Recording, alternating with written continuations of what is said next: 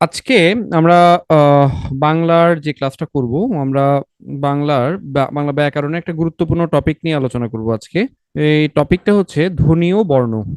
আমরা আহ মোটামুটি বলতে গেলে আসলে ছোটবেলা থেকেই ধ্বনি ও বর্ণ আসলে আমরা কি করছি, মোটামুটি পড়ছি, তাই না? পড়ে আসছি। এখন এই ধ্বনি ও বর্ণ থেকে আমরা দেখব, ঠিক আছে, আজকে অর্থাৎ আমাদের জন্য গুরুত্বপূর্ণ কি কি আছে, কি কি দেখা যায় সেটা দেখবো, ঠিক আছে? তাহলে চলেন আমরা শুরু করি। আমরা যেটা শুরুতেই বলছিলাম সেটা হচ্ছে বাংলা ব্যাকরণে ধ্বনি এবং বর্ণ নিয়ে আমরা আলোচনা করব। চলেন শুরু করি। ধ্বনি আসলে কি? ধ্বনি হচ্ছে ভাষার বাহন। ধ্বনিকে কি বলা হয়? ধ্বনিকে বলা হয় ভাষার বাহন। কেমন? ধ্বনিকে বলা হচ্ছে ভাষার বাহন, মূল উপাদান বা ক্ষুদ্রতম একক। ঠিক আছে, ভাষার ক্ষুদ্রতম একক, মূল উপাদান। ঠিক আছে, আচ্ছা। আবার শব্দের ক্ষুদ্রতম অংশকে বলা হচ্ছে বর্ণ বা ধ্বনি। ধ্বনি হচ্ছে শব্দের ক্ষুদ্রতম অংশ। ওকে, আসেন আমরা একটু দেখি। আমাদের চ্যাপ্টারের নাম হচ্ছে ধ্বনি এবং বর্ণ। কেমন? তো প্রথমে আমরা একটু বর্ণটা দেখি। বর্ণটা কি জিনিস? বর্ণ হচ্ছে ধ্বনি যখন আমরা সৃষ্টি করি, ধ্বনিকে যখন আমরা একটা লিখিত রূপ দিই, ধ্বনিকে যখন আমি একটা লিখিত রূপ দিই, তখন তার নাম হয় বর্ণ। অর্থাৎ ধ্বনির প্রকাশকে, আমি লিখিতভাবে ধ্বনিকে যখন প্রকাশ করতে কোনো একটা চিহ্ন ব্যবহার করি, ধ্বনিকে যখন আমি লিখিতভাবে প্রকাশ করতে কোনো একটা চিহ্ন ব্যবহার করি, তখন তার নাম হয়ে যায় বর্ণ। বিভিন্ন ধ্বনিকে লেখার সময় বা নির্দেশ করার সময় যে চিহ্ন ব্যবহার করা হয় তাকে বর্ণ বলা হয়। যারা ক্লাসে আছেন তাদের কাছে আমার প্রশ্ন, আমার বাংলা বর্ণমালায় মোট বর্ণের সংখ্যা কত? বাংলা বর্ণমালায় বর্ণের সংখ্যা কত একটু বলেন তো? বাংলা বর্ণমালায় বর্ণের সংখ্যা কত? যারা ক্লাসে আছেন একটু বলেন, বাংলা বর্ণমালায় বর্ণের সংখ্যা কত? বেশিরভাগ যারা উত্তর দিয়েছেন সব, মানে বেশিরভাগের উত্তরই কারেক্ট।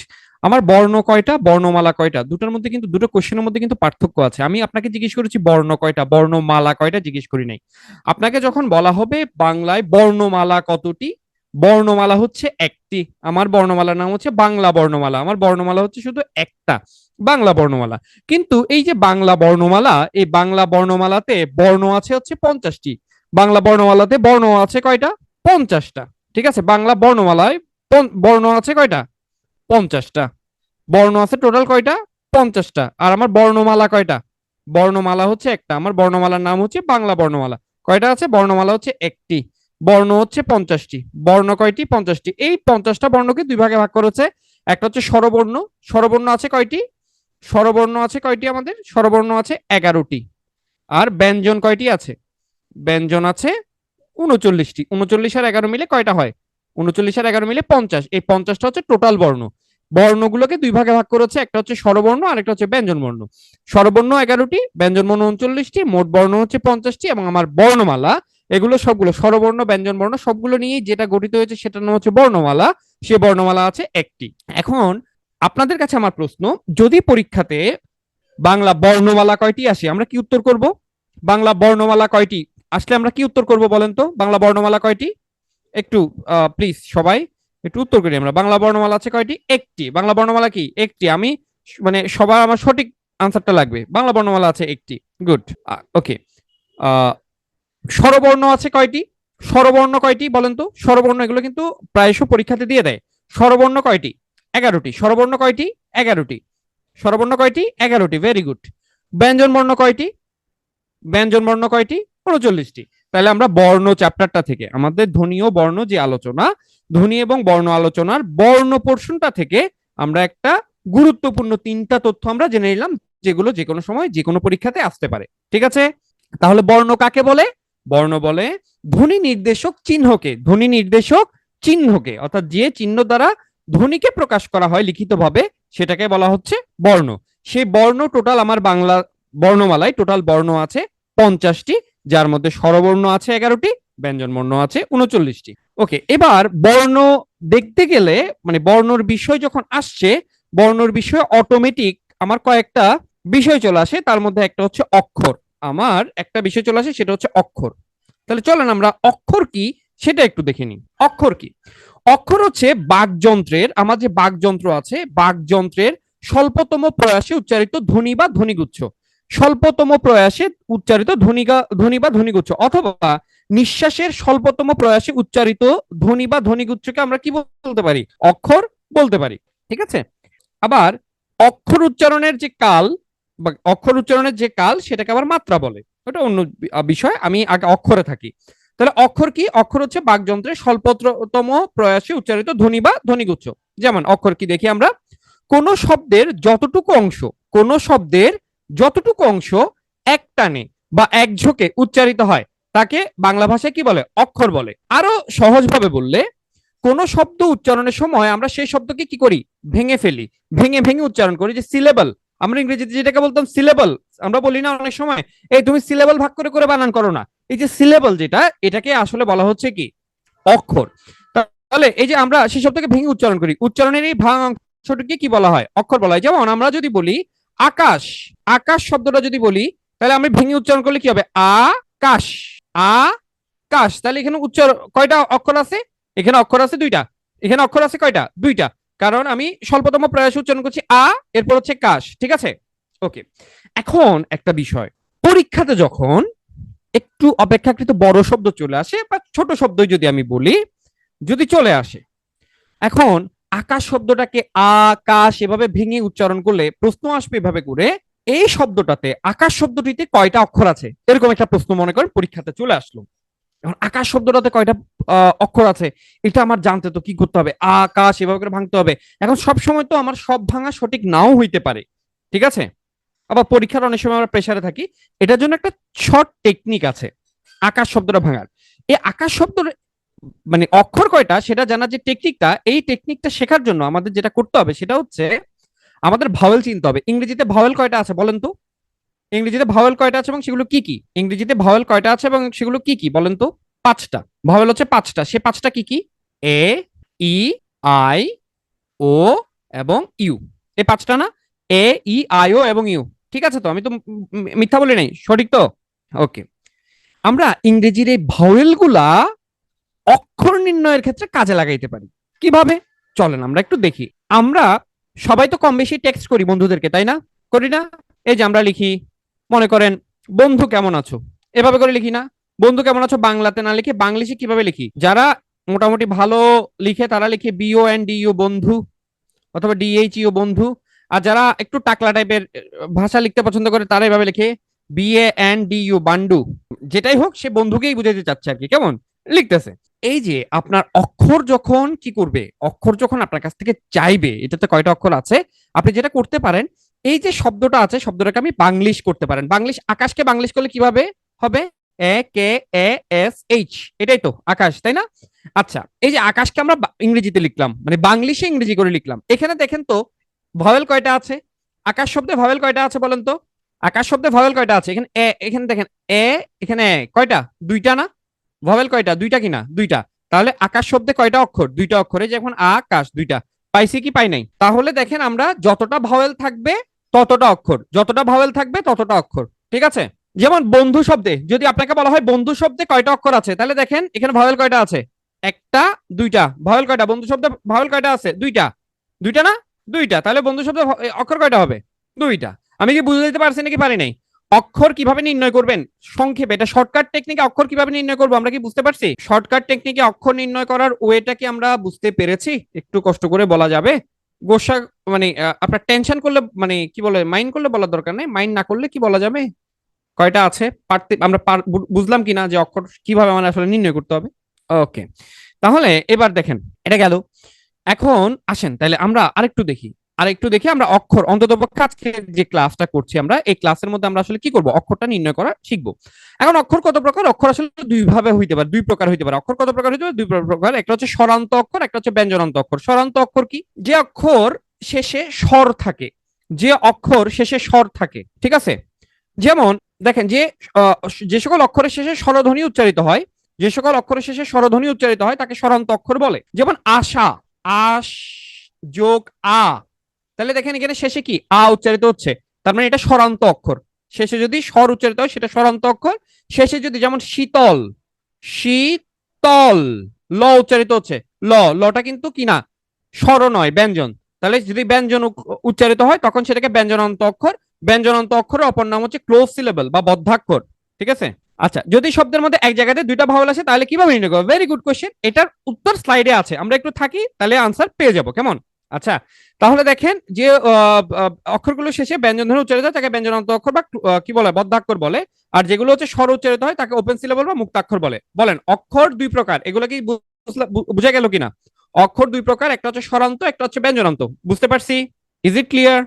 যারা ক্লাসে আছি একটু কষ্ট করে বলেন এটা কি ক্লিয়ার কিনা, বুঝছেন কিনা। ওকে, এবার আসেন, আপনাকে প্রশ্ন আসলো বিশ্ববিদ্যালয় এই শব্দটাতে কয়টা অক্ষর আছেন বল আছে আপনি নির্ণয় করেন। বিশ্ববিদ্যালয়, এখানে একটা এটাকে লম্বা ওয়ার্ড হয়ে গেল না? লম্বা ওয়ার্ড হইলো কিনা? বিশ্ববিদ্যালয় একটা লম্বা ওয়ার্ড। তাহলে দেখেন বিশ্ববিদ্যালয়টাকে বাংলিশ করব। দেখেন এখানে আই পাইলাম, ও পাইলাম, আই পাইলাম, এ পাইলাম, ও পাইলাম। ঠিক আছে, পাইলাম না? আচ্ছা, একজন ভাই জিজ্ঞেস করলেন এখানে দুইটা যদি থাকে, পাশাপাশি থাকে, তাহলে কি হবে? এটার উত্তরে একটু পরে আসতেছি। এখানে কয়টা পাইলাম? আমি কয়টা দাগ দিছি? পাঁচটা। এখানে আছে পাঁচটা। এখন কথা হচ্ছে যদি দুইটা আসে তাইলে কি হবে? যেমন ভাই শব্দটা খেয়াল করেন, ভাই শব্দটাতে কয়টা অক্ষর আছে? ভাইকে আমরা কিভাবে লিখি? এভাবে লিখতে পারি না ভাই, অথবা BHAI এভাবে করে তো লিখি ভাই। এখন দেখেন এখানে পাশাপাশি দুটা ভাওয়েল না? পাশাপাশি যদি দুটা ভাওয়েল থাকে তখন এটাকে একটা কনসিডার করতে হবে। পাশাপাশি দুটা ভাওয়েল চলে আসলে তখন সেটাকে কয়টা কনসিডার করব? একটা কনসিডার করব। পাশাপাশি দুটা ভাওয়েল থাকলে, এক ভাই ফেসবুকে প্রশ্ন করেছেন, উনি আশা করছি ভাই আপনি আপনার আনসারটা পেয়েছেন। দুটা যদি পাশাপাশি থাকে তাহলে সম্ভবত MD মেহেদি হাসান নামে কোন একজন ভাই প্রশ্নটা করেছিলেন। ক্লিয়ার? তাহলে ভাই শব্দটাতে আমার যেহেতু এ এবং আই দুটা ভাওয়েল যদি পাশাপাশি থাকে তখন আমি একটা নিব, সেক্ষেত্রে অক্ষর হয়ে যাবে একটা। তারপরে ভাই শব্দে কয়টা অক্ষর আছে? একটা অক্ষর আছে। বিশ্ববিদ্যালয় শব্দে কয়টা অক্ষর আছে? পাঁচটা অক্ষর আছে। ক্লিয়ার কিনা ভাই? আমি কি বুঝাতে পারছি? বুঝছি কি না? না বুঝলে বলেন। যারা ক্লাসে আছেন, যারা ক্লাসে কানেক্টেড আছেন, না বুঝলে আমাকে জিজ্ঞেস করতে পারেন যে ভাই বুঝি নাই বা বুঝছি। ঠিক আছে, যারা ক্লাসে আছেন একটু জানাবেন যে আপনারা বুঝছেন কিনা। ওকে, ওকে, আমি আপনাদের প্রশ্নগুলো নিচ্ছিলাম। আচ্ছা, আপনাকে যদি আমি বলি ভাই কাকা শব্দে কয়টা অক্ষর আছে নির্ণয় করেন, একটু নির্ণয় করে দেন তো। কাকা শব্দের, কাকা শব্দে কয়টা অক্ষর আছে? আপনি বাংলিশে লিখেন। কাকাকে আমরা ইংরেজিতে লিখলে কিভাবে লিখি? কে এ ব্রাজিল একটা প্লেয়ার আছে, এখানে অক্ষর কয়টা, ভাওয়েল কয়টা আছে? দুইটা। ভাওয়েল কয়টা আছে? দুইটা। তাহলে এখানে অক্ষর কয়টা হবে? অক্ষর কয়টা হবে? দুইটা হবে। দুইটা হবে না? বুঝছি তো। ওকে, ওকে, ঠিক আছে, তাহলে আমরা এটা গেল। আমরা পারবো তো? যারা এখন এখন বলেন পরীক্ষাতে অক্ষর যদি আসে নির্ণয় করতে, এখন যদি আপনি বলেন এই টেকনিকে সবসময় 100% কারেক্ট হবে কিনা, এটার গ্যারান্টি আসলে আমি দিতে পারবো না যে 100% কারেক্ট হবে কিনা। তবে সো ফার এই টেকনিক দিয়ে আপনি পরীক্ষাতে কি করে আসতে পারবেন, মার্ক মানে দাগিয়ে আসতে পারবেন, এতটুকু বলতে পারি। ঠিক আছে, ওকে, পরের অংশে যাই। এবার তাহলে বলেন বন্ধন শব্দে অক্ষর বিন্যাস নির্ণয় করেন তো। বন্ধন শব্দের অক্ষর বিন্যাস নির্ণয় করেন, মানে কয়টা অক্ষর আছে আগে এটা বের করেন। বন্ধন শব্দে কয়টা অক্ষর আছে বলেন? বন্ধন শব্দে কয়টা অক্ষর আছে বলেন তো? বন্ধন কয়টা অক্ষর আছে? দুইটা না? দুইটা ভাওয়েল। ও দিয়েও লিখতে পারেন আপনি, যেভাবে লিখেন। দুইটা, দুইটা ভাওয়েল। ঠিক আছে, তাহলে এটা উচ্চারণ কি হবে? অক্ষর কি হবে? বন ধন। ঠিক আছে, okay, thank you so much, thank you so much. তার মানে আমরা অক্ষর শেষ করলাম, কেমন? ওকে, আসেন বর্ণ। বর্ণর ক্ষেত্রে আমি উত্তর দিয়েছি, বর্ণ হচ্ছে 50টা। 50টা বর্ণের মধ্যে 11টা হচ্ছে আমার স্বরবর্ণ, 39টা হচ্ছে আমার ব্যঞ্জন বর্ণ। ওকে, মোট বর্ণের সংখ্যা হচ্ছে 50টা। বাংলা ভাষায় বর্ণমালার সংখ্যা কয়টা? আমার ক্লাসে কখনো কখনো আপনার একটু মনে হইতে পারে স্যার এই কথাটা বারবার কেন বলতেছেন, বা এই কথাটা তো আগেও বলছেন। এটার পিছনে একটু কারণ আছে।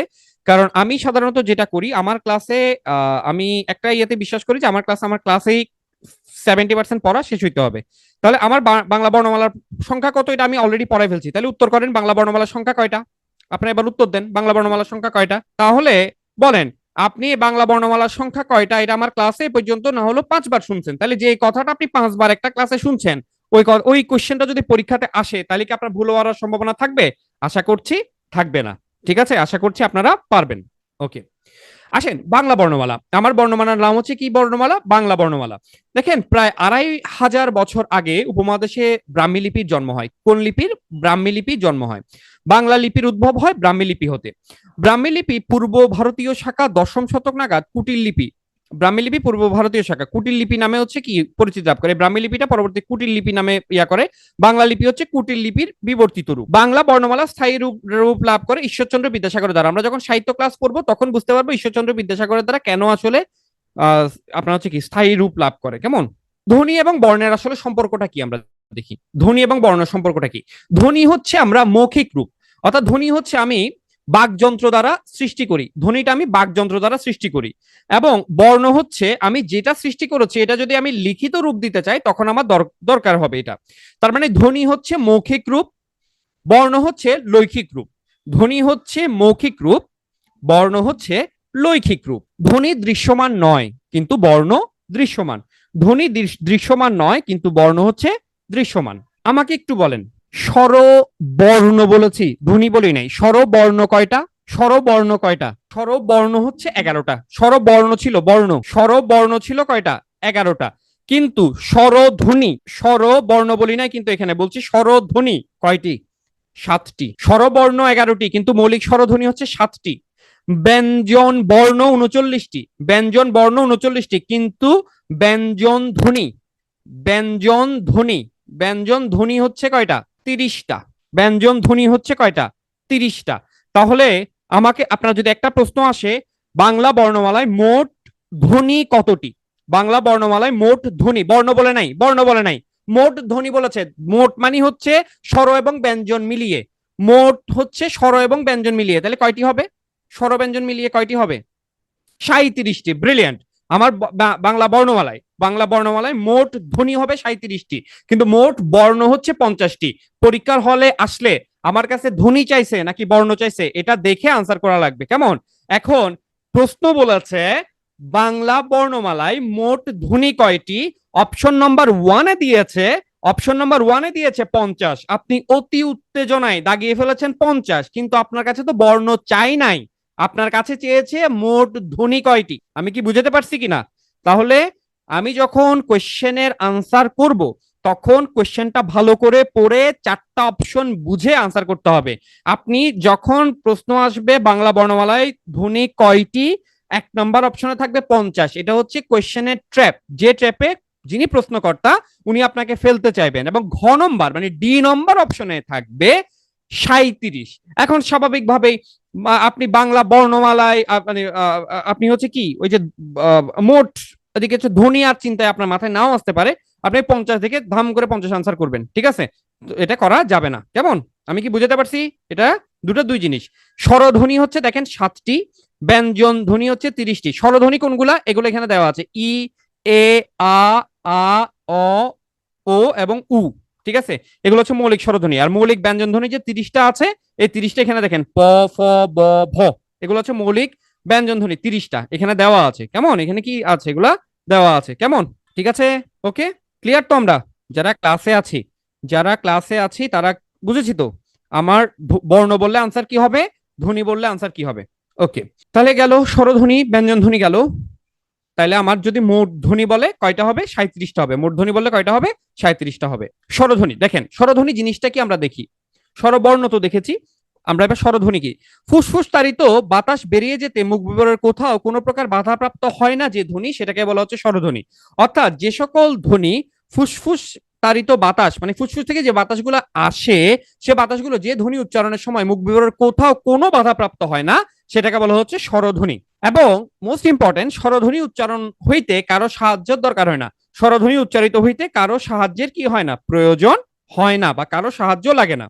এখানে একটা কাজ আছে, আপনাদেরকে স্লাইড দিয়ে দেওয়ার পরে এই কাজটা আপনারা নিজেরা করবেন। আমি প্রথমে বলে দিচ্ছি স্বরবর্ণের সংখ্যা। আচ্ছা, আপনারা বলেন স্বরবর্ণের সংখ্যা কয়টা? স্বরবর্ণের সংখ্যা কয়টা? স্বরবর্ণ, বর্ণ বলেছে, ধ্বনি না, বর্ণ বলেছে। ওই যে বললাম একই কথা বারবার আসবে, কেন? যাতে আপনি পরীক্ষার হলে ভুল না করেন। স্বরবর্ণ কয়টা? স্বরবর্ণ হচ্ছে 11টা। স্বরবর্ণ কয়টা? 11টা। এখন এই যে স্বরবর্ণ, স্বরবর্ণ আছে যেমন অ আছে, আ আছে, ই আছে, দীর্ঘ ই আছে। দেখেন আমরা বলি আমি কাজটা করি, করি বানানটা আমি কিভাবে লিখি? ক, র, রস্বইকার। এই যে দেখেন রস্বইকার বলতেছি, তার মানে রস্বইর এটা সংক্ষিপ্ত রূপ। এটা কি রূপ? সংক্ষিপ্ত রূপ, কেমন? সংক্ষিপ্ত রূপ, ওকে।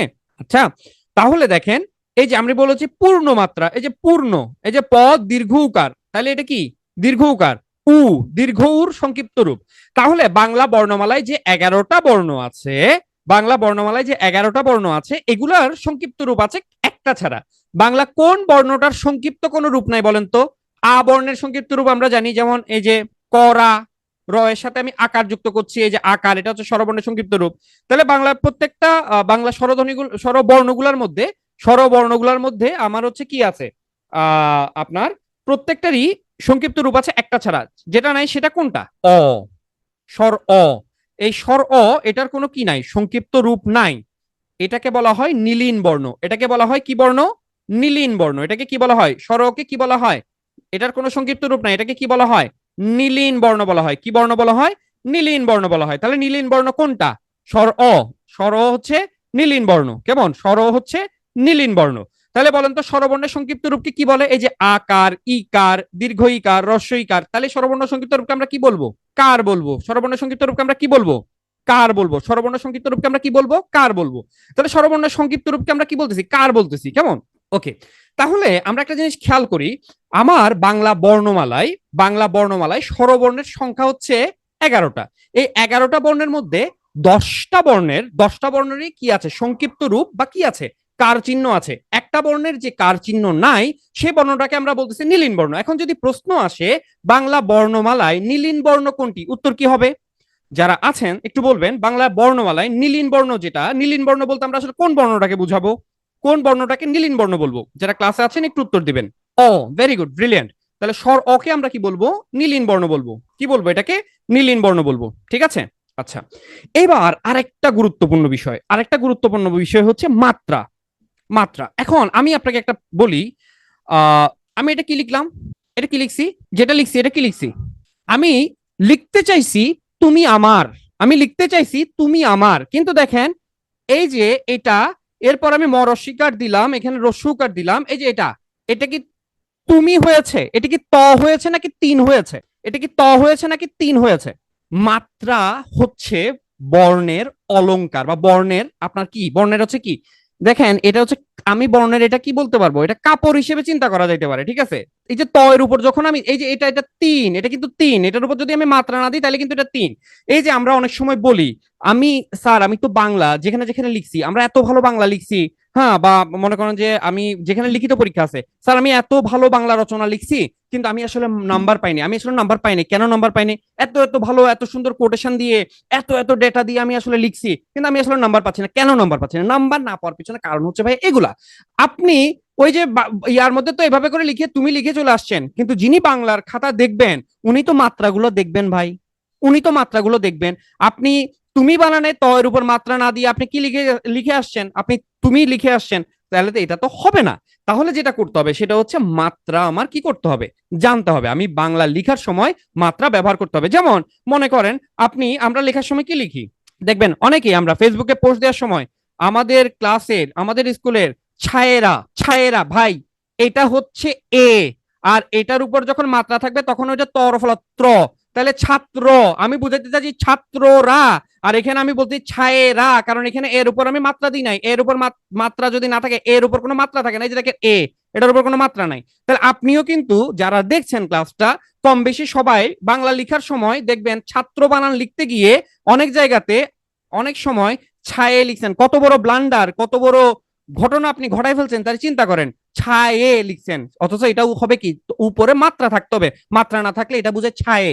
ঠিক আছে? মাঝে মধ্যে অবাক লাগে, অনেকেই লিখেন মানে একটা পাবলিক পোস্ট দিয়ে দিচ্ছে, ত এর এর উপর কোনো মাত্রা নাই, এর উপর মাত্রা থাকা মানে এটা কি তর ফলা বুঝে। ঠিক আছে? ওকে। তাহলে বুঝে, এখন আমি এতগুলো কথা আসলে কেন বললাম? এতগুলো কথা বলার পেছনে কারণটা হচ্ছে এই যে এখানে একটা কোশ্চেন আসছে, পূর্ণ মাত্রা, অর্ধমাত্রা, মাত্রাহীন, এই জিনিসগুলো আসলে কি? ঠিক আছে? তাহলে মাত্রাটা বর্ণের অন্যতম গুরুত্বপূর্ণ একটা অলংকার। এখন এই মাত্রা সম্পর্কে আমাদের জানতে হবে। তাহলে মাত্রা কি জিনিস আমি বুঝতে পারছি। এখন কথা হচ্ছে বাংলা যে টোটাল বর্ণমালায় 50টা বর্ণ আছে, বাংলা বর্ণমালায় কয়টা বর্ণ আছে? 50টা বর্ণ আছে। এই 50টা বর্ণের মধ্যে কয়টা বর্ণে আসলে আমি পূর্ণ মাত্রা দিব? পূর্ণ মাত্রা মানে একদম পুরা পুরা, এই যে পুরা মাত্রা দিব, আর কোথায় আমি অর্ধমাত্রা দিব, আর কোথায় মাত্রাই দিব না। ঠিক আছে? মাত্রাও দিব না। হ্যাঁ, সো এই জিনিসটা আমার বুঝতে হবে। ওকে, তাহলে আমি এটা কিভাবে বুঝবো? আসেন, এটা বুঝবো আমরা আজকে ক্লাসের মধ্যে, এটা বুঝে যাব। বাংলা বর্ণমালায় টোটাল বর্ণ কয়টা ছিল? আমরা বাংলা বর্ণমালায় টোটাল বর্ণ কয়টা পেয়েছিলাম? 50টা পেয়েছিলাম। কেমন? স্বরবর্ণ ব্যঞ্জন বর্ণ পরে আলোচনা করব। বাংলা বর্ণমালায় টোটাল বর্ণ পাইছি 50টা। এবার 50টার মধ্যে আমরা দেখি মাত্রাহীন কয়টা আছে। বাংলা বর্ণমালায় টোটাল মাত্রাহীন বর্ণের সংখ্যা কত বলেন তো? বাংলা বর্ণমালায় টোটাল মাত্রাহীন বর্ণের সংখ্যা কত? কে বলতে পারবেন এটার উত্তরটা? বাংলা বর্ণমালায় টোটাল মাত্রাহীন বর্ণের সংখ্যা কত? মাত্রাহীন 32টা। হাই হাই খুদা, মাত্রাহীন 32টা কেমনে হয়? মাত্রাহীন 32টা, ঠিক মতো আনসার করেন, উল্টা আনসার করছেন, সঠিক জিনিসটা ভুল আনসার করছেন। 32 একটা অপশন আছে, ঠিক আছে, কিন্তু আলটিমেটলি কয়টা? আমার বাংলা বর্ণমালায়, আমার বাংলা বর্ণমালায় মাত্রাহীন বর্ণ আছে 10টা। মাত্রাহীন বর্ণ কয়টা? 10টা। তাইলে আমার 50টা থেকে 10টা চলে গেলে আর থাকে 40টা। অর্ধমাত্রা আছে 8টা। অর্ধমাত্রা কয়টা আছে? 8টা। অর্ধমাত্রা আছে কয়টা? 8টা। তাহলে আর থাকে কয়টা? পূর্ণমাত্রা কয়টা থাকে বলেন তো? পূর্ণমাত্রা তাহলে কয়টা থাকবে? পূর্ণমাত্রা কয়টা? একজন 32 আনসার করছেন, উনি আসলে পূর্ণমাত্রা আনসার করতে গিয়ে ভুলে আমার কোশ্চেনের সাথে হয়তো মিলাতে পারেন না। তাহলে পূর্ণমাত্রা কয়টা হবে? পূর্ণমাত্রা হবে 32টা। পূর্ণমাত্রা কয়টা হবে? 32টা। ওকে, তাহলে আমরা আজকে থেকে দেখবো, দেখেন, মাত্রাহীন, মাত্রা নাই এরকম বর্ণ হচ্ছে 10টা, মাত্রাহীন হচ্ছে 10টা, অর্ধ হচ্ছে 8টা, অর্ধ হচ্ছে 8টা, পূর্ণ মাত্রা হচ্ছে 32টা। নাইস। এবার আসেন, তাহলে আমার ওই যে স্বরবর্ণ আবার ব্যঞ্জন বর্ণ দুইটা আছে না, স্বরবর্ণ ব্যঞ্জন বর্ণ দুইটা আছে না, ওগুলো তো আমার ভাগ করতে হবে। ভাগ কিভাবে করবো স্যার? আমি তো ভাগ কিভাবে করবো? 32 8 10 এটা আপনি বললেন, আমি এটা না পারবো, কিন্তু পরের অংশ আমি আসলে কিভাবে করবো? কোনটা অর্ধমাত্রা কয়টা স্বরবর্ণতে আছে বর্ণ?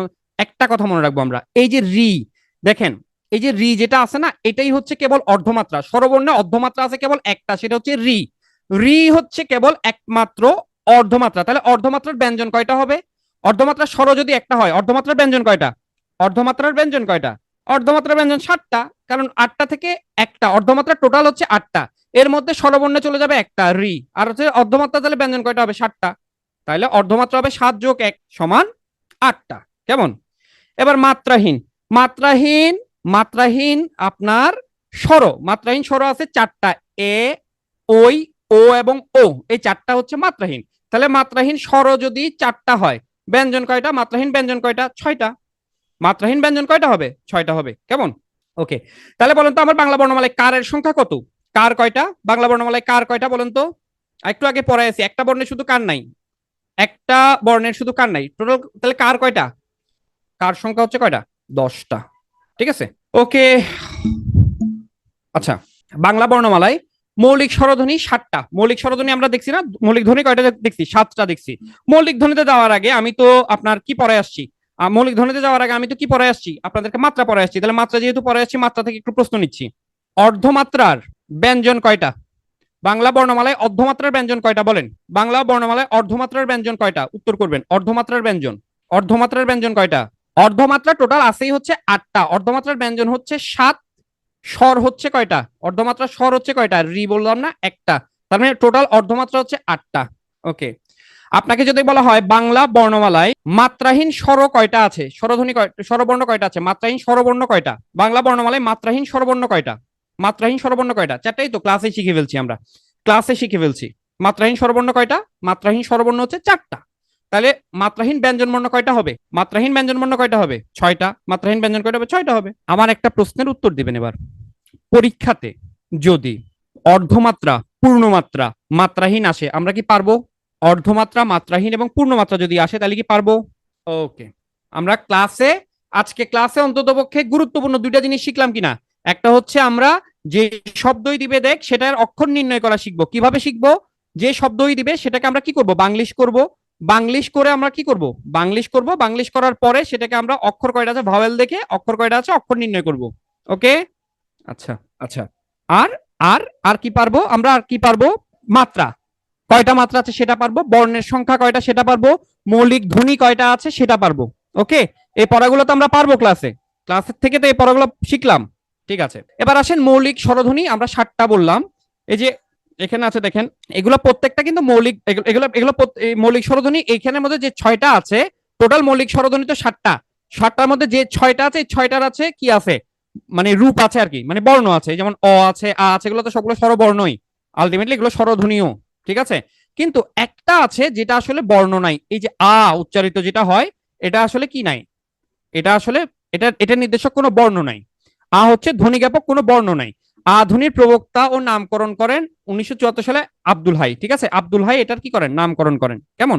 আচ্ছা, ভাষাবিজ্ঞানী ডক্টর মোহাম্মদ আব্দুল হাই এটার নামকরণ করেন। ওকে, এই যে পূর্ণমাত্রার 32টা, অর্ধমাত্রা 8টা, মাত্রাহীন 10টা, এগুলোকে আমরা এখন খুব ইজিলি কি করে ফেলতে পারবো? ভাগ করে নিতে পারবো। এখানে সুন্দর করে আপনাদেরকে প্রেজেন্ট করা হয়েছে, আমি চাইছি আগে আপনাদেরকে সেটা পড়াই ফেলতে। এখন এরপর আপনার স্লাইড দেখলে ইজিলি বলতে পারবেন যে এটা তো আগেই জানি, যে মাত্রাহীন বর্ণ কয়টা? তো মাত্রাহীন বর্ণ তো 10টা, 10টার মধ্যে 6টা হচ্ছে স্বরবর্ণ, 6টা হচ্ছে কি? ব্যঞ্জন। অর্ধমাত্রার কয়টা আছে? অর্ধমাত্রার হচ্ছে ওই যে 8টা বর্ণ টোটাল, অর্ধমাত্রা 8টার মধ্যে স্বর হচ্ছে একটা, অর্ধমাত্রা স্বর হচ্ছে কয়টা? একটা, আর হচ্ছে ব্যঞ্জন হচ্ছে 7টা। ওকে, তাহলে দেখেন আমার বাংলা বর্ণমালায় মোট স্বর বর্ণ হচ্ছে 11টা। তাহলে অর্ধ এবং মাত্রাহীন মিলে 5টা চলে গেল, তাইলে আমার পূর্ণ মাত্রা কয়টা থাকবে? 6টা থাকবে। 6 5 11, তাহলে পূর্ণ মাত্রার হচ্ছে কয়টা? স্বরবর্ণ 6টা, বাকি 26টা হচ্ছে ব্যঞ্জন বর্ণ। ক্লিয়ার? ক্লিয়ার তো? এই স্লাইড মনে থাকবে কিনা? এই স্লাইড মনে রাখবো কিভাবে? এই স্লাইড মনে রাখবো যেমন অর্ধমাত্রা মনে রাখবো শুধু কি দিয়ে? রি দিয়ে। রি কোথায় ছিল? স্বরবর্ণে ছিল। স্বরবর্ণে ছিল রি, একমাত্র অর্ধমাত্রার। ঠিক আছে, তাইলে একমাত্র অর্ধমাত্রা হচ্ছে রি, তাহলে বাকিগুলো সবগুলো হচ্ছে কি অর্ধমাত্রাগুলো ব্যঞ্জন হবে। ওকে, এভাবে করে আমরা সিস্টেমেটিক ওয়েতে চাইলেই কিন্তু পড়াগুলো ইজিলি মনে রাখতে পারি। সোফার আমরা যারা ক্লাস করছি, আমরা যারা ক্লাসে আছি, একটু ফিডব্যাক নিব। সেটা হচ্ছে আমরা যা যা আলোচনা করলাম এখন পর্যন্ত, আচ্ছা, তার আগে একটা কথা বলে রাখি, সেটা হচ্ছে আপনাদের যে প্রাইমারি ব্যাচ যেটা শুরু হবে, নতুন প্রাইমারি ব্যাচ যেটা শুরু হবে, সেটা কিন্তু 1 তারিখ থেকে কিন্তু ক্লাস ফুল সুইং এ শুরু হবে। 1 তারিখ থেকে ক্লাস কিন্তু ফুল সুইং এ শুরু হয়ে যাবে। কেমন? এবং এখানে যেটা হবে সেটা হচ্ছে প্রাইমারির জন্য কম্প্যাক্ট যে প্রিপারেশনটা, প্রাইমারির কম্প্যাক্ট প্রিপারেশনটা এখানে কিন্তু হয়ে যাবে আপনার। এরকম হচ্ছে বাংলা ব্যাকরণে যেগুলো যেগুলো আপনার পরীক্ষাতে আসতে পারে, যে যে ইম্পর্টেন্ট চ্যাপ্টারগুলো আছে, প্রত্যেকটা ইম্পর্টেন্ট চ্যাপ্টার থেকে জিস্ট অংশগুলো প্রথমে ইম্পর্টেন্ট চ্যাপ্টারগুলো পড়ানো হবে, এরপর জিস্ট অংশগুলো আপনাদেরকে দিয়ে দেওয়া হবে। বেশিরভাগ ক্ষেত্রেই দেখবেন ক্লাস করলে ক্লাসের পড়া ক্লাসে শেষ হয়ে যাবে। অনেক অনেক এক্সাম হবে, যে এক্সামগুলা আপনাকে আসলে পরীক্ষার সামনের পরীক্ষাতে বিভিন্ন আমার এমসিকিউ পরীক্ষাতে একটা প্রবলেম হয়, এমসিকিউ পরীক্ষাতে আসলে আমরা কনফিউশনের থেকে ভুল দাগাই। এই যে ভুল দাগানোর প্রবণতা, এখানে একটা কথা মনে রাখবেন, আপনার হচ্ছে ইচ এন্ড এভরি মার্ক এখানে কি করবে? ম্যাটার করবে। কাজে আমি এখানে কোনো ভুল করার সুযোগ নাই। কাজে আপনার ভুলের মাত্রা যাতে, মানে ভুলের পরিমাণ যাতে আপনি কমায় আনতে পারেন, এটার কারণে কি হবে? অনেক অনেক বেশি বেশি পরীক্ষা হবে, অনেক ক্লাসের মধ্যে আপনার হচ্ছে কি পড়া আদায় করা হবে, পড়া দেওয়া হবে, পড়া নেওয়া হবে। মোটামুটি আপনাকে প্রাইমারির পরীক্ষার হলে বসার জন্য যতটুক আপনার প্রিপারেশন দরকার, সেই প্রিপারেশনটার নেওয়ার জন্য বা সেই প্রিপারেশন মানে আপনাকে কি করবে সেই ওয়েটা আসলে দেখাই দেওয়া হবে। এইটার জন্য 1 তারিখ থেকে পুরো দমে ক্লাস শুরু হবে। ঠিক আছে? আচ্ছা, প্রাইমারির কোর্স ফি কত বা প্রাইমারির ভর্তির টোটাল যে বিষয়টা, এটা P2 এ থেকে আপনাদের আমি এখানে P2 এর যারা আছেন তাদের কেউ থাকলে ওনাদেরকে একটু হেল্প করার জন্য ইয়ে করছি, অথবা আপনি P2 এর যে ফেসবুক পেজ আছে বা গ্রুপ আছে ওখানে ঢুকলেও কিন্তু ডিটেল পেয়ে যাবেন। আচ্ছা, আর হচ্ছে একজন প্রশ্ন করছেন প্রধান শিক্ষক সহকারী শিক্ষকের প্রিপারেশন কি হয়ে যাবে কিনা? ডেফিনেটলি হয়ে যাবে, আপনার টেনশন করার কিছু নাই। ওকে, আচ্ছা ঠিক আছে, ওকে ঠিক আছে, ওকে। তাহলে এই যে একটা অ্যানাউন্সমেন্ট ছিল, ছোট্ট অ্যানাউন্সমেন্ট। আপনাদের যদি কারো দরকার হয়, যে মানে আপনারা যদি কেউ চিন্তা করেন যে না আমি কি করব, কোচিং করার দরকার আছে, আমি আসলে একটু সিরিয়াসলি আমি পরীক্ষাটা দিতে চাই, বা আমার চাকরিটা আসলে আমি সিরিয়াসলি পরীক্ষা দিয়ে পড়াশোনা করে চাকরিটা আমার আসলে পাইতে চাই, যদি মনে হয় যে আপনার দরকার আছে, তাহলে আপনি 1 তারিখ থেকে এই অপরচুনিটিটা বা এই চান্সটা আপনার নেওয়া উচিত। ওকে, এরপর আসেন আমরা দেখি উচ্চারণের সময় বিবেচনায় আপনার এই যে আমাদের স্বরধ্বনি যেগুলো এই স্বরবর্ণ যেগুলো আছে, এগুলোকে আসলে 2 ভাগে ভাগ করা যায়। একটা হচ্ছে হ্রস্বস্বর আর একটা হচ্ছে দীর্ঘস্বর। হ্রস্বস্বর হচ্ছে এই 4টা, এই 4টা হচ্ছে উচ্চারিত হতে কম সময় লাগে। দীর্ঘস্বর হচ্ছে এইগুলা, এই 7টা, 7 4 টোটাল 11টা। ওকে, এবার একটা টার্ম আছে বাংলা ব্যাকরণে, একটা টার্ম আছে ধ্বনি চ্যাপ্টারে, অর্ধ স্বরধ্বনি। আমরা স্বরধ্বনির নাম শুনছি, এবার অর্ধ স্বরধ্বনি জিনিসটাকে একটু দেখবো। যেসব স্বরধ্বনি পুরোপুরি উচ্চারিত হয় না সেগুলোকে অর্ধ স্বরধ্বনি বলে। যেসব স্বরধ্বনি পুরোপুরি উচ্চারিত হয় না সেগুলোকে অর্ধ স্বরধ্বনি বলে। বাংলা ভাষা অর্ধ স্বরধ্বনি হচ্ছে 4টা। বাংলা ভাষায় 4টা অর্ধ স্বরধ্বনি আছে, 4টা। প্রশ্ন আসতে পারে বাংলা ভাষা অর্ধ স্বরধ্বনি কয়টি? প্রশ্ন আসতে পারে, উত্তর হচ্ছে 4টি। সে 4টি কি? ই, উ, এ এবং ও। স্বরধ্বনি উচ্চারণের সময় এগুলোকে আসলে টেনে দীর্ঘ করা যায়। এমনি স্বরধ্বনি উচ্চারণের সময় স্বরধ্বনিকে টেনে দীর্ঘ করা যায়, কিন্তু অর্ধ স্বরধ্বনিকে কোনোভাবেই দীর্ঘ করা যায় না।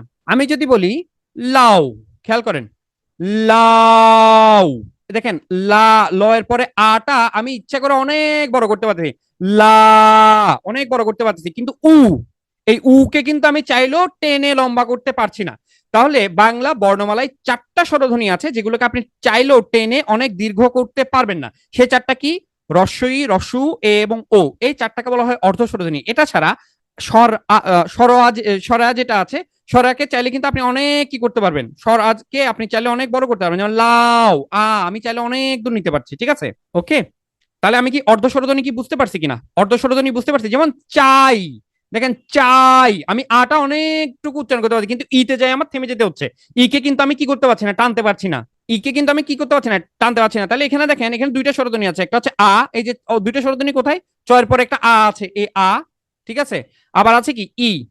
তাহলে এই যে দুটো স্বরধ্বনির মধ্যে খেয়াল করেন, আ কে চাইলেই আপনি কি করতে পারতেছেন, লম্বা করতে পারতেছেন, তাহলে আ হচ্ছে পূর্ণ স্বরধ্বনি, আর ই কে চাইলেই আপনি লম্বা করতে পারছেন না, ই হচ্ছে অর্ধ স্বরধ্বনি, ই হচ্ছে কি অর্ধ স্বরধ্বনি। ক্লিয়ার? বুঝতে পারছি কিনা, বুঝছি কিনা? অর্ধ স্বরধ্বনির ব্যাপারটা সবাই কি ক্লিয়ার হয়েছে কিনা? যারা ক্লাসে আছি একটু রেসপন্স করবেন অর্ধ স্বরধ্বনির বিষয়টা। হ্যাঁ, এডমিট হলে ক্লাস এক্সাম সব একসাথে, একবার এডমিট হলে সবকিছু, মানে এখানে কাহুত গেমও হবে, অনেক কিছু হবে, সবকিছু একসাথে পাবেন, সবকিছু একসাথে পাবেন। তাহলে অর্ধ স্বরধ্বনি কয়টা? একটু যারা আছেন একটু উত্তর করেন। আমি চাই আপনারা যারা আজকে ক্লাস করছেন, ক্লাস থেকে অন্তত কিছু পড়া পরীক্ষার জন্য সারা জীবনের জন্য নিয়ে যান, যে এগুলা এগুলো এগুলো আমার মুখস্থ হয়ে গেছে, এগুলা ক্লাসে আমার ক্লাসে পড়ছি, আমার ক্লাসে মুখস্থ হয়েছে, ঠিক আছে, পরীক্ষা আসলে পারবো। অর্ধ স্বরধ্বনি কয়টা? অর্ধ স্বরধ্বনি কয়টা বলেন তো? চারটা। অর্ধ স্বরধ্বনি চারটা, কি কি? অর্ধ স্বরধ্বনি চারটা, স্বরধ্বনি বলেছি, স্বর। অর্ধ স্বরধ্বনি কয়টা? চারটা। কি কি? রস্বই, রস্যু, এ এবং ও। রস্বই, রস্যু, এ এবং ও।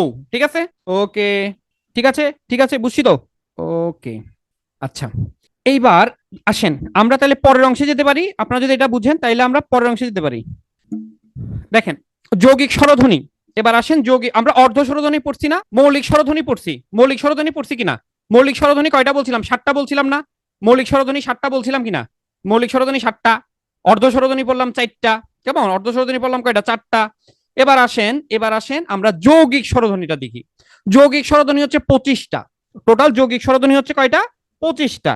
যৌগিক বাংলা, দেখেন, পাশাপাশি দুটো স্বরধ্বনি থাকলে দ্রুত উচ্চারণের সময় তা একটি সংযুক্ত স্বরধ্বনির রূপে উচ্চারিত হয়, এটাকে বলা হচ্ছে যৌগিক স্বর বা যৌগিক স্বরধ্বনি। বাংলা বর্ণমালায় যৌগিক স্বরধ্বনি আছে 25টা। যেমন আপনাকে যদি আমি বলি, খেয়াল করেন, ময়না, আমরা ময়না পাখির নাম শুনছি না? ময়না, ময়না কথা কয় না, ময়না পাইছি না? ময়না পাইছি কিনা? একটা শব্দ ময়না, একটা পাখির নাম। খেয়াল করেন তো, ময়না শব্দের মধ্যে অ এবং অন্তস্তীয়, খেয়াল করেন, এই যে ময়না, দেখেন অ এবং এ, সরি, অ এবং এ, এই দুইটা মিলে উচ্চারিত হয় অয়।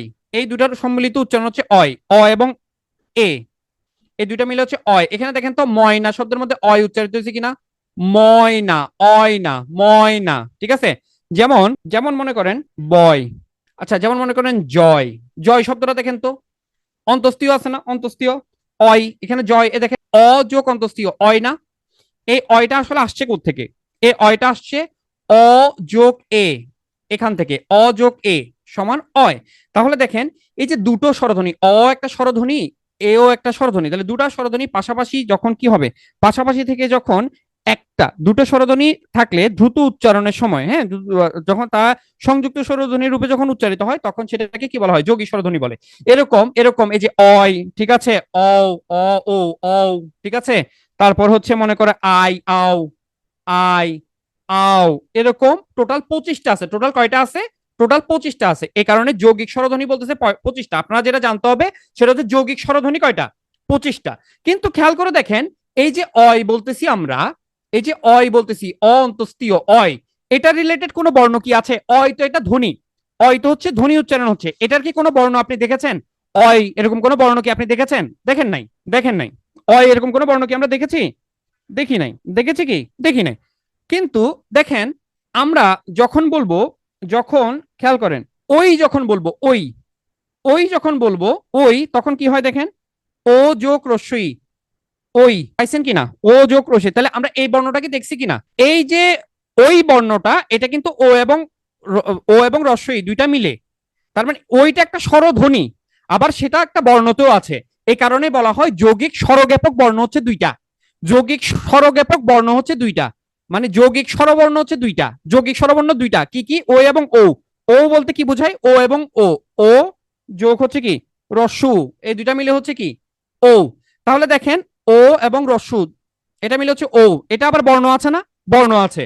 কিন্তু এই যে দেখেন, এখানে অয় ছিল, এখানে কি ছিল? অয় ছিল, এখানে আও ছিল, এগুলো কোনো কি, এগুলো কি বর্ণ আছে? বর্ণ নাই। কিন্তু এই যে ওই, এটা একটা বর্ণ আছে, ও এটা একটা বর্ণ আছে। তার মানে যৌগিক স্বরধ্বনি 25টা। এই 25টা স্বরধ্বনির মধ্যে দুটো যৌগিক স্বরধ্বনি আছে যেগুলো বর্ণরূপে বাংলা বর্ণমালায় পাওয়া যায়। আমি কি বুঝতে পারছি? এ কারণে বলা হয় যৌগিক স্বরজ্ঞাপক বর্ণ হচ্ছে দুইটি। সেই দুইটি কি কি? ও এবং ও। এগুলো কিন্তু আপনার প্রাইমারি পরীক্ষাতে বিগত কোশ্চেনে আসছিল। পারবেন? পারা যাবে? এটা বুঝা গেছে কিনা? বুঝছি কিনা? সবাই বুঝছি কিনা বলেন? এইটা কিন্তু অনেকেই বুঝে না। অনেকেই বলে হচ্ছে স্যার একবার আছে 25, আরেকবার আছে 2। এটা আসলে এরকম কেন? এটা আসলে এরকম কেন? 25 হচ্ছে টোটাল যৌগিক স্বরধ্বনি। সবগুলো স্বরধ্বনির বর্ণ রূপ নাই, দুটো এরকম যৌগিক স্বরধ্বনির বর্ণ রূপ আছে যেগুলোকে যৌগিক স্বরজ্ঞাপক বর্ণ বলা হয়, সেটা হচ্ছে ও এবং ও। ওকে, যৌগিক স্বরধ্বনির আরেক নাম হচ্ছে দ্বিস্বর, সন্ধিস্বর বা সান্দাক্ষর। এবার আসেন রি। বাংলায় রি ধ্বনিকে স্বরধ্বনি বলা চলে না, এটা সংস্কৃতিতে এই ধ্বনিটি আসলে স্বরধ্বনির রূপ উচ্চারিত সংস্কৃত থেকে আসছে আর কি আমার এখানে। হ্যাঁ, এবার আসেন ব্যঞ্জন বর্ণ। আমার ব্যঞ্জন বর্ণ কয়টা আছে? ব্যঞ্জন বর্ণ কয়টা আছে? এবার প্রশ্ন, একটা প্রশ্ন, যারা প্রাইমারিতে ভাইবা দিতে যাবেন, যারা প্রাইমারিতে ভাইবা দিতে যাবেন বা ভাইবা দিবেন, তারা অনুগ্রহপূর্বক ক খ গুলা ভালো করে, ক খ গুলো ভালো করে পড়ে যাবেন। ঠিক আছে, ক খ গুলো ভালো করে পড়ে যাবেন, কারণ পরীক্ষার হলে মানে ভাইবার বোর্ডে আপনাকে কিন্তু ক খ বলতে ক খ জানতে চাইতে পারে। বেশিরভাগই আমি জানি এখানে অনেকেই আছেন যারা আসলে ক খ গুলো ভালো করে মনে নাই। এটা খুব স্বাভাবিক, এটা অস্বাভাবিক কোনো কিছু নয়। কিন্তু কিন্তু যেটা করতে হবে সেটা হচ্ছে ক খ গুলো ভালো করে পারতে হবে, কারণ আপনি আহ জাতি গঠনের কারিগর। এখন আপনার ছোট ছোট বাচ্চাদের আপনি কি করবেন? বর্ণমালা শেখাবেন আপনি, কাজে আপনার কাছ থেকে এক্সপেক্টেড থাকবে যে আপনি বর্ণমালা নিজে ভালো করে জানেন। এই কারণে আপনি অবশ্যই, যারা যারা আছেন, আমি তো যখন আমাদের ফুল ফুল সুইং এ ক্লাস যখন চলবে 1 তারিখ থেকে, তখন আমি যখন ক্লাস যদি আমি নেই, তাহলে আমি তো ক্লাসে অবশ্যই এগুলো শেখাবো। এগুলো কিসের জন্য? শুধু প্রিলির জন্য না, মানে পরীক্ষার জন্য না, এগুলো আপনার ভাইভাতেও যাতে আপনাকে জিজ্ঞেস করলে আপনি পান। এই কারণে আমার ক্লাস, মনে রাখবেন একটা কথা, যারা ভর্তি হবেন তারা ব্যঞ্জন বর্ণ মুখস্থ করতে হবে। মানে আমার ক্লাস যদি থাকে তাহলে কিন্তু ক খ ভাই ক্লাসে মুখস্থ করাইতে হবে। ঠিক আছে, মুখস্থ মানে মুখস্থ মাস নিব। এটা কিসের জন্য নিব? এটা নিব এই কারণে, কারণ ভাইভা বোর্ডে গিয়ে আপনি যদি কখন না পারেন, আপনার চাকরিটা যদি না হয়, এটা চাইতে কষ্টের আর কোনো কিছু হবে না। সেটা চাইতে বরং প্রবাল স্যারের কাছে বা পিটুয়ে তে বসে একটু কষ্ট করে হইলো, বকাবকি শুনে হইলো, যদি আমরা কখটা শিখে নিতে পারি, সেটা কিন্তু লং রানে উপকার হবে। ওখানে যাই নাইলে তখন একটা থ্যাঙ্কস আমাকে দিবেন যে ভাগ্য ভালো আপনি কখ পড়াইছিলেন বা মুখস্থ করাইছিলেন, নাইলে তো আমার আজকে ভাইবা বোর্ডে মান সম্মানও যাইতো, প্লাস হচ্ছে আমার চাকরিটাও হইতো না। ওকে, আসেন তাহলে আমরা ব্যঞ্জন বর্ণ কয়টা দেখলাম? ব্যঞ্জন বর্ণ হচ্ছে 39টা। দেখেন, ভাষার ক্ষুদ্রতম এককে ধ্বনি বলে। বাংলা ভাষায় 37টা মৌলিক ধ্বনি রয়েছে। এবার আসেন মৌলিক ধ্বনি। মৌলিক ধ্বনি 37টা, আমি অলরেডি পড়াইছি। মৌলিক ধ্বনিগুলোকে দুই ভাগে ভাগ করা যায়, একটা হচ্ছে স্বরধ্বনি, একটা হচ্ছে ব্যঞ্জন ধ্বনি। মৌলিক স্বরধ্বনি হচ্ছে 60টি, মৌলিক ব্যঞ্জন ধ্বনি হচ্ছে 30টা, এখানে দেওয়া আছে। ওকে, এগুলো আমরা অলরেডি পড়াইছি, এর জন্য আমি এটা আলোচনা করলাম না। আচ্ছা, ব্যঞ্জন বর্ণের সংক্ষিপ্ত রূপকে কি বলে? শুনেন, এখানে প্রশ্নটা দুই ভাবে আসতে পারে। ব্যঞ্জন বর্ণের সংক্ষিপ্ত রূপ আসতে পারে, ব্যঞ্জন বর্ণের বিকল্প রূপ। যদি প্রশ্ন ব্যঞ্জন দেখেন, ব্যঞ্জন বর্ণের বিকল্প রূপ আসতে পারে। ব্যঞ্জন বর্ণের বিকল্প মনে রাখবেন, অনুবর্ণ। কি বর্ণ? অনুবর্ণ। কি বর্ণ? অনুবর্ণ। এটা নতুন বাংলা ব্যাকরণ বই, বোর্ড বইতে আছে, দেখেন। এই যে ব্যঞ্জন বর্ণের বিকল্প রূপের নাম অনুবর্ণ। ব্যঞ্জন বর্ণের বিকল্প রূপের নাম অনুবর্ণ। ব্যঞ্জন বর্ণের বিকল্প রূপের নাম অনুবর্ণ। অনুবর্ণ 3 প্রকার, একটা হচ্ছে ফলা, রেফ এবং বর্ণ সংক্ষেপ। আমরা ব্যঞ্জন বর্ণের সংক্ষিপ্ত রূপ ফলা যেটা পড়ছি, সেটা আসলে অনুবর্ণের একটা প্রকারভেদ। অনুবর্ণ হচ্ছে 3 প্রকার: ফলা, রেফ এবং বর্ণ সংক্ষেপ। ফলা, রেফ এবং বর্ণ সংক্ষেপ। তাহলে দেখেন, ফলা কি? ব্যঞ্জন বর্ণের কিছু সংক্ষিপ্ত রূপ অন্য ব্যঞ্জনের নিচে বা ডান পাশে ঝুলে থাকে, সেগুলোকে ফলা বলে। ব্যঞ্জন বর্ণের সংক্ষিপ্ত রূপ কি বলে? ফলা বলে। ফলা হচ্ছে 6 প্রকার। ফলা কয়টা? ফলা হচ্ছে 6টি। ফলা কয়টি? 6টি। ফলা কয়টি? 6টি। রেফ, রেফ আছে 1টি, আমরা তো চিনি। আর বর্ণ সংক্ষেপ, যুক্ত বর্ণ লিখতে অনেক সময় বর্ণকে সংক্ষিপ্ত করার প্রয়োজন হয়, এগুলোকে বর্ণ সংক্ষেপ বলে। যেমন খণ্ডত, এটা হচ্ছে ত বর্ণের একটি বর্ণ সংক্ষেপ। খণ্ডত হচ্ছে ত বর্ণের একটি বর্ণ সংক্ষেপ, যেটাকে স্বতন্ত্র বর্ণ, যদিও এটা বাংলা বর্ণমালায় স্বতন্ত্র বর্ণ হিসেবে স্বীকৃত। কেমন? আসেন তাহলে এবার আসেন আমরা যুক্ত বর্ণ। একাধিক বর্ণ যুক্ত হয়ে যে যুক্ত বর্ণ তৈরি হয়। একটা কথা আপনাকে বলি, যারা প্রাইমারিতে পরীক্ষা দিবেন তারা যুক্ত বর্ণ থেকে একটা প্রশ্ন অবশ্যই পাবেন। যারা প্রাইমারিতে পরীক্ষা দিবেন তারা যুক্ত বর্ণ থেকে একটা প্রশ্ন অবশ্যই পাবেন। কাজে যুক্ত বর্ণগুলো আপনার ভালো করে কি করতে হবে? যুক্ত বর্ণগুলো আপনার ভালো করে মাথায় নিতে হবে, ভালো করে শিখতে হবে। তাহলে যুক্ত বর্ণ কিরকম? যুক্ত বর্ণ হচ্ছে দুই ভাগে ভাগ করা যায়। যুক্ত বর্ণকে দুই ভাগে ভাগ করা যায়, একটা হচ্ছে স্বচ্ছ যুক্ত বর্ণ, একটা হচ্ছে অস্বচ্ছ যুক্ত বর্ণ। স্বচ্ছ যুক্ত বর্ণ কি সেটা আসেন আপনাকে আমি বলি। আমি এটা কি লিখছি? পয় পনা, মানে পয়ের নিচে প, ঠিক কিনা? এটা কি খালি চোখে দেখা যাচ্ছে নাকি দেখা যাচ্ছে না? খালি চোখে দেখা যাচ্ছে নাকি দেখা যাচ্ছে না? যেমন দেখেন, দন্ত শয়ট, এটা খালি চোখে দেখা যাচ্ছে নাকি দেখা যাচ্ছে না? দেখা যাচ্ছে। স্বচ্ছ যুক্ত বর্ণ হচ্ছে সেই যুক্ত বর্ণটা, যে যুক্ত বর্ণটা খালি চোখে আমি দুটা বর্ণকে আলাদাভাবে দেখতে পারবো। যে বর্ণতে আমি খালি চোখে দুটা বর্ণকে আলাদাভাবে দেখতে পারবো, সেটা হচ্ছে স্বচ্ছ যুক্ত বর্ণ। অস্বচ্ছ কোনটা? অস্বচ্ছ হচ্ছে এইটা, দেখেন। এটা কি লিখছি? এটা কি খালি চোখে দেখা যাচ্ছে? এটা হচ্ছে ক যোগ ত, তাই না? ক যোগ ত, ক যোগ ত। তাহলে ক যোগ ত মিলে কয়ত? এই যে এখানে কি ক কে দেখা যাচ্ছে খালি চোখে? না, দেখা যাচ্ছে না। তাইলে এটা হচ্ছে অস্বচ্ছ যুক্ত বর্ণ। এই দেখেন কয়ত, ঠিক আছে? কয় ম, দেখেন ক র। এইটা খেও, এটা কিন্তু পরীক্ষাতে আসছে, ক এবং মধুনস, ঠিক আছে? ক মধুনস ম, ক ক দন্ত স, ঠিক আছে। এই যে আমরা বলি আমরা কক্সবাজার যাব, কক্স, কক্স, এই যে ক এবং দন্ত স, কক্সবাজার, ক এবং দন্ত স, কক্সবাজার। কেমন? এই যে ত এবং র, ঠিক আছে। তাহলে আমরা যুক্ত বর্ণগুলো পারলাম কিনা, যুক্ত বর্ণগুলো বুঝছি। এই যে হ, হ এর এখানে যখন ন থাকবে তখন সেটা হবে হ যোগ দন্তন্য, আর হ এর এখানে যখন নিচে যখন ন থাকবে তখন সেটা হবে হ যোগ মূর্ধন্য। ক্লাসে বলে দিচ্ছি, এগুলো পরীক্ষাতে কিন্তু আসবে, পরীক্ষাতে আসবে।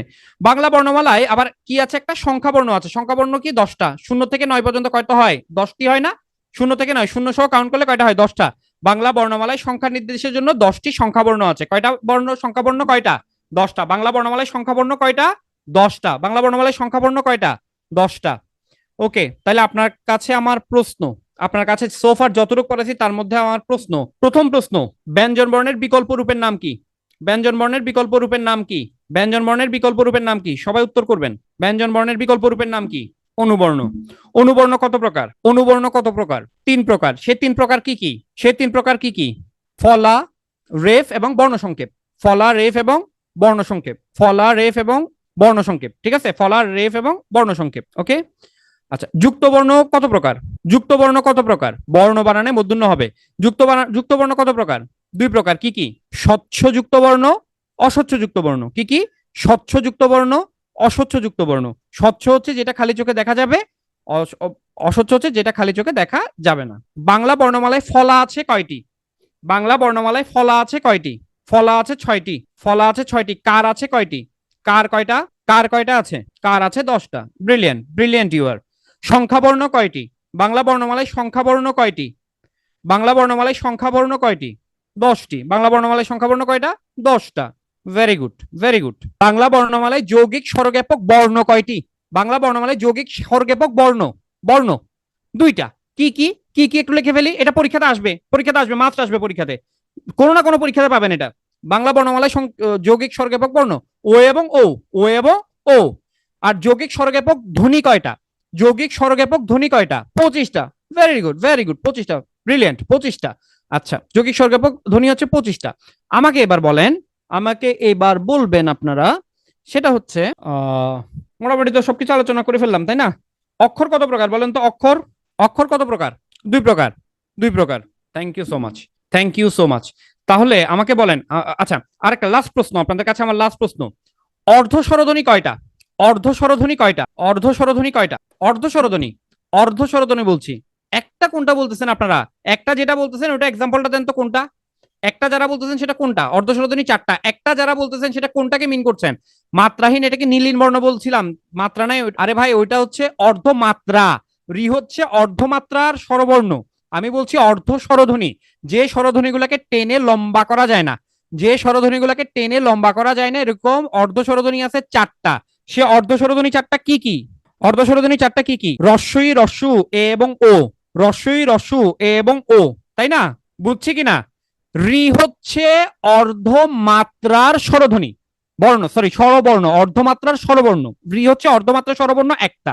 আমি অর্ধমাত্রার স্বরবর্ণ জানতে চাই নাই, আমি অর্ধ স্বরধ্বনি জানতে চাইছি। যারা একটা একটা আনসার করছিলেন তারা ক্লিয়ার কিনা? তাদের আনসার এখন ঠিক আছে কিনা বুঝছেন? এখন যারা একটা আনসার করছিলেন, আমি অর্ধমাত্রা স্বরবর্ণ জানতে চাই নাই, আমি অর্ধ স্বরধ্বনি জানতে চেয়েছি। ওকে, আসেন পরের অংশে যাই, আর বেশিক্ষণ নাই, যারা ধৈর্য ধরে আছেন। আচ্ছা, তাহলে আমাকে এটা এটা প্রাথমিক সহকারী শিক্ষক নিয়োগ 2019-এ প্রশ্নটা আসছিল।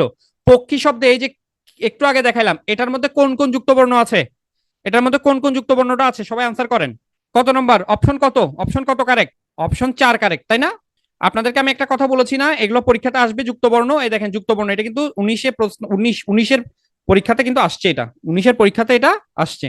যারা ক্লাসে আছেন আপনাদের কাছ থেকে আমি আর 10 মিনিট সময় নিব। 10 মিনিটের মধ্যে আমরা ক্লাস শেষ করব। 10 মিনিট আমরা একটু ধৈর্য ধরে মনোযোগ দিব, এই জায়গাটা একটু বুঝার বিষয় আছে।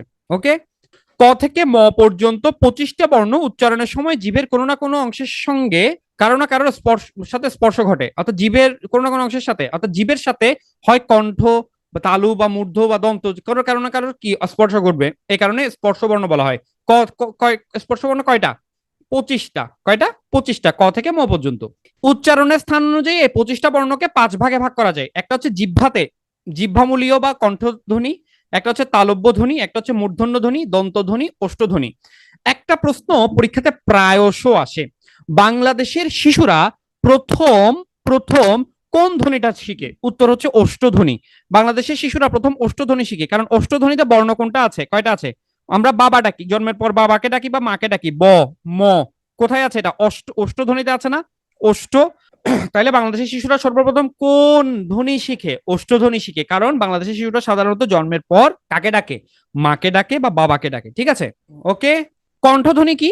ক দিয়ে আছে, ক তে কণ্ঠ, তাহলে ক খ গ ঘ ম, এটা হচ্ছে কণ্ঠধ্বনি। তালু, তালুর সাহায্যে চ ছ বর্গ জ জ ই, এটা হচ্ছে তালব্য ধ্বনি। তালু, তালু উচ্চারণের স্থান হচ্ছে তালুতে। এ দেখেন মূর্ধন্য আছে, মূর্ধন্য, ট ঠ ড ঢ মূর্ধন্য, এটা হচ্ছে মূর্ধাধ্বনি। দন্ত, এগুলো দাঁতের সাহায্য লাগে, জিহ্বা দাঁতে বাজবে, জিভ দাঁতে বাজবে। দন্ত, দন্ত ন, এই যে দন্ত ধ্বনি। তথ দধ দন্ত ন, এটা দন্ত ধ্বনি। পফ বভ ম, এগুলো হচ্ছে অষ্টধ্বনি। ওকে, তাহলে উচ্চারণের স্থান অনুযায়ী এগুলাকে 5 ভাগে ভাগ করেছে।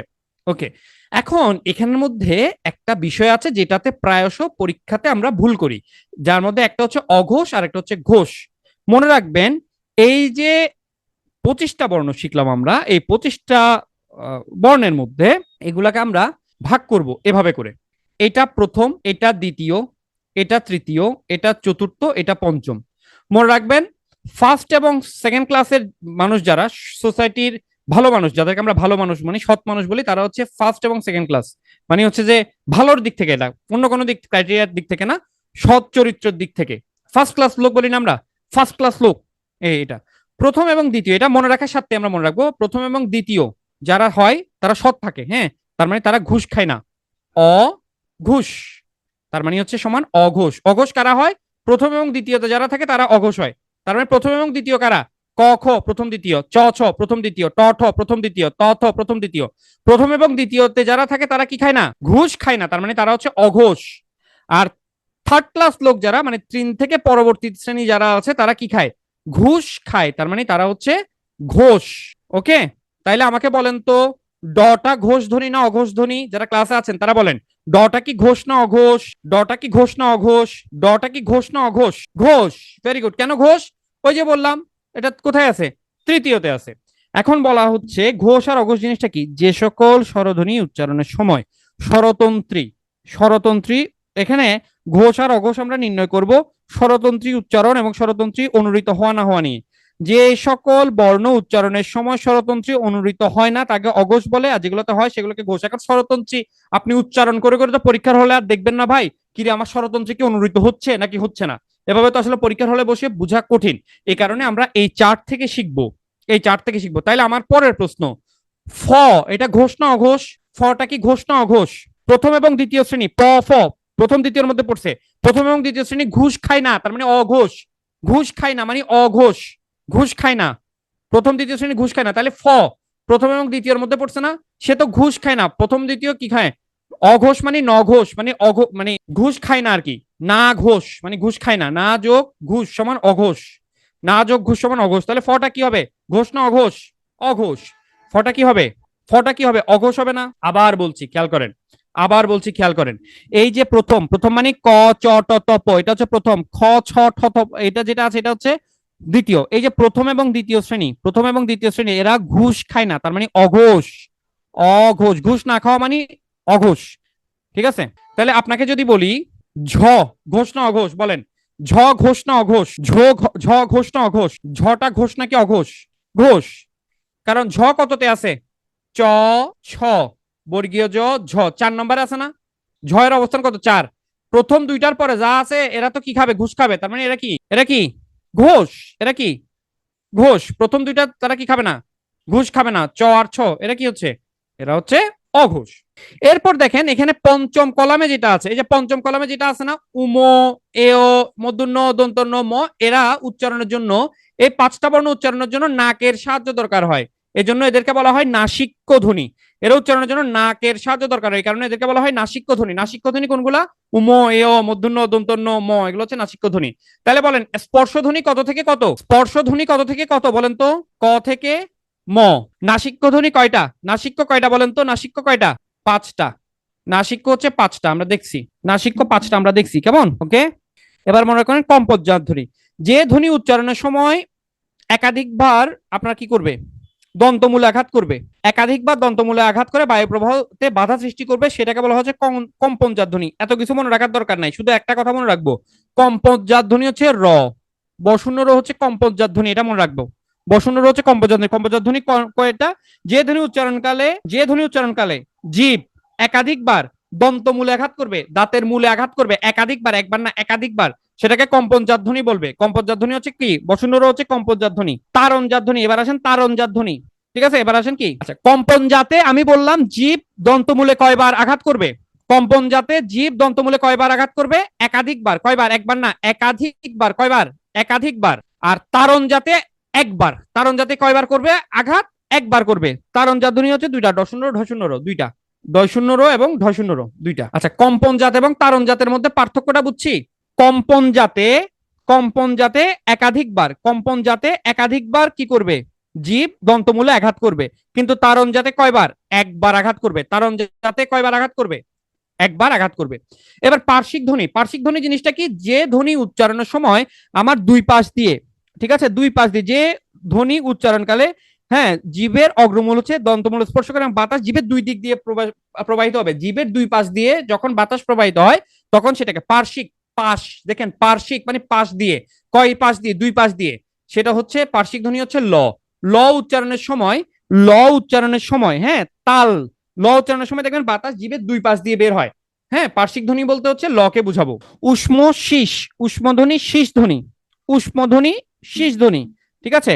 উষ্মধ্বনি, উষ্মধ্বনি শীষ ধ্বনি কয়টা আছে দেখেন। শীষ ধ্বনি মনে রাখবেন, শীষ ধ্বনি, শীষ ধ্বনি মনে রাখবেন দুইটা, শীষ ধ্বনি মনে রাখবেন দুইটা, তালব্য স, দন্ত স। আগে মূর্ধন্য স ছিল, নতুন বইতে মূর্ধন্য স কে আসলে বাদ দিয়ে দিয়েছে, কেমন।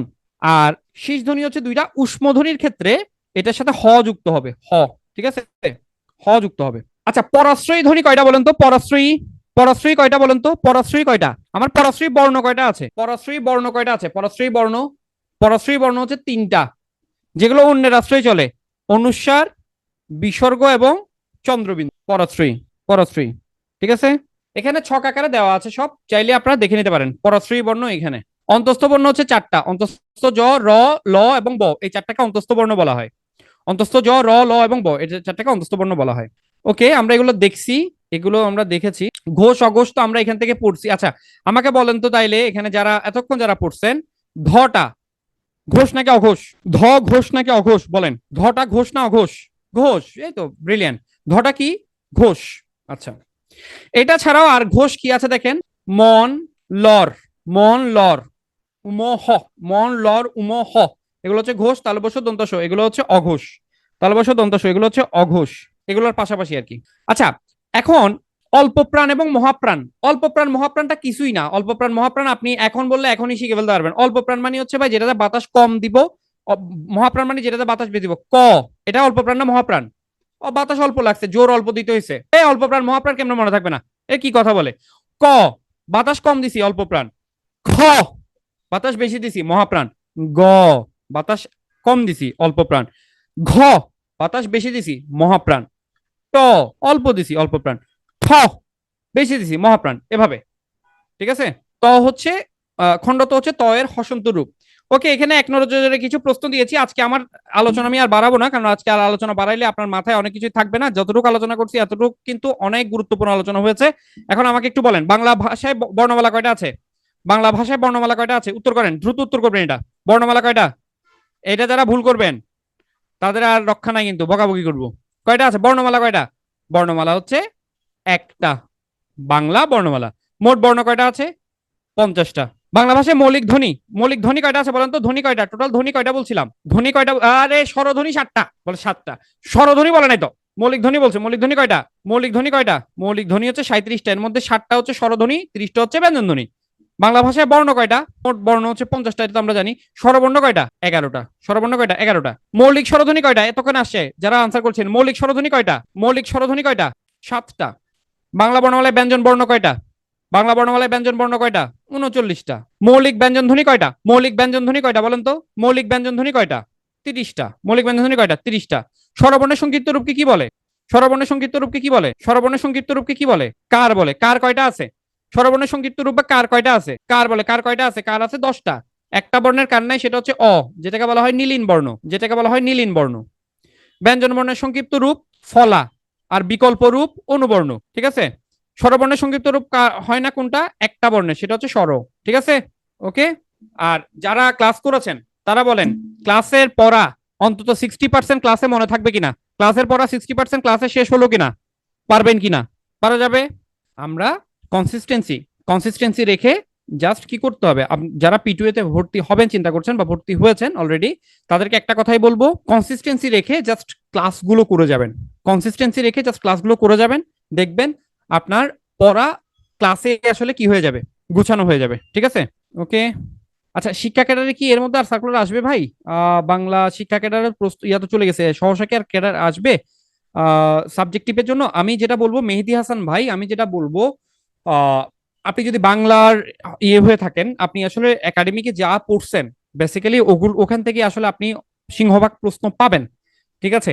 আর আপনি যেহেতু বাংলা কি করছেন, বাংলা থেকে আপনার যেহেতু গ্রাজুয়েশন বাংলা থেকে করা, এখানে আমার মনে হয় না বাংলা এখানে আসলে খুব একটা ইয়ে হবে। তবে সাবজেক্টিভ প্রশ্ন আপনি রিসেন্টলি কিছু যখন এই যে লাস্ট সার্কুলার যেটা হলো 49-এর স্পেশাল যেটা, এরপর কিছু সাবজেক্ট ভিত্তিক বই বের হয়েছে, একটু কষ্ট করে যদি লাইব্রেরিতে খোঁজ নেন আশা করছি পেয়ে যাবেন। তবে আমি যেগুলো বলি সেটা হচ্ছে আপনারা অনার্সে বা পাস কোর্সে বাংলা যারা পড়েন তারা তো আসলে ওখানে সিংহভাগ পড়া আসলে চলে আসে। হ্যাঁ, প্রাইমারিতে সব কিছুরই ক্লাস হবে, টোটাল প্রাইমারি টোটাল কম্প্যাক্ট একটা প্রিপারেশন হবে, সব সাবজেক্টের ক্লাস থাকবে। হ্যাঁ, আমিনুল ইসলাম ভাই, ধন্যবাদ আপনার মন্তব্যের জন্য। আরেকটু বিস্তারিত হলে ভালো হতো, বিস্তারিত আসলে যদি আমি এটা ইয়ে করতে যেতাম তখন ক্লাসটাকে আরো অনেক বেশি লেন্দি হয়ে যেত, ঠিক আছে, আরো অনেক বেশি লেন্দি হয়ে যেত। যখন ক্লাস অনেক বেশি লেন্দি হয়ে যায় তখন আসলে কনসেন্ট্রেশন ধরে রাখাটা কঠিন হয়। আর আরেকটা বিষয় হচ্ছে, আমি বেসিক্যালি আজকে আলোচনা করেছি পরীক্ষায় যেগুলো আসতে পারে প্রবাবল, আহ সেইগুলো আসলে জিস্ট আকারে আলোচনা করা হয়েছে। হ্যাঁ, বিস্তারিত বলতে পারলে, বলার মতো আসলে স্কোপ থাকলে আমারও ভালো লাগতো, কিন্তু কিছু বিষয় হচ্ছে ক্লাস যদি অনেক বেশি লম্বা হয়ে যায় তো তখন আপনার কাছে হয়তো দেখা যেত, মানে অনেকের কাছে দেখা যায় হচ্ছে ক্লাসটা তখন একটু আহ বিরক্তিকর মনে হতে পারতো, এই কারণে আসলে একটু প্রিসাইজ করার চেষ্টা করা হয়েছে, ঠিক আছে। তবে আপনার মন্তব্যের জন্য ধন্যবাদ। পরবর্তীতে আপনার এই ইয়াটা অবশ্যই কনসিডারেশনে রাখার চেষ্টা করব। থ্যাংক ইউ সো মাচ ভাই। ওকে, থ্যাংক ইউ ভাই, থ্যাংক ইউ সো মাচ। তাহলে সবাই আমরা ভালো থাকি, কেমন, ভালো থাকি সবাই, আজ এ পর্যন্তই, টাটা, ভালো থাকবেন সবাই।